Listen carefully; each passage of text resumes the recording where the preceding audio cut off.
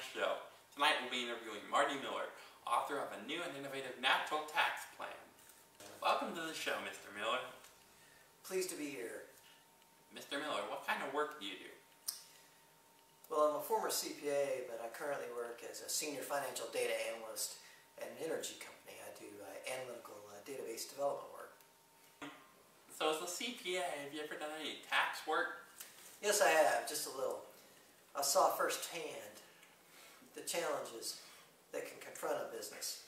The first challenge is making enough money to pay your employees. And the second challenge is making enough money to deposit the taxes required. So it turns out that the government has a really big take of the share of money that's earned.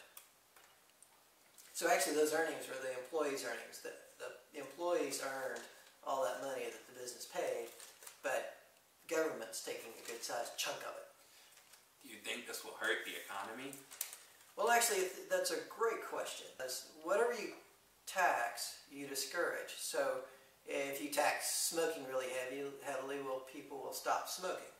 If you tax job creation really heavily, people will stop creating jobs. So whatever you tax, you discourage. And that was what made me think of the natural tax plan. So what is the natural tax plan? So the essence of the natural tax plan is stop taxing human resources, start taxing natural resources, and we'll move to a cleaner, greener, more productive economy. Like water? No, water's free, but let's say we were to tax gas more heavily. So if whatever you tax you discourage, what is that going to discourage people from doing? It's going to discourage people from traveling from state to state. Or it's going to discourage them from buying a big car. You know, they'd say, oh, I don't want a big car. I want a fuel-efficient car. Maybe I want an electric car. Maybe I want something that gets really good gas mileage, so we wouldn't drive big gas guzzlers. People would make choices to conserve energy. And that's what we want them to do. We want them to conserve natural resources.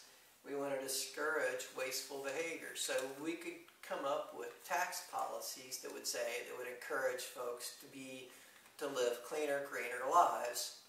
And at the same time, we would stop discouraging employment. So this would actually be a good thing for the hiring economy. So anyways, I think it's a more moral system. So why do you believe the system is more moral?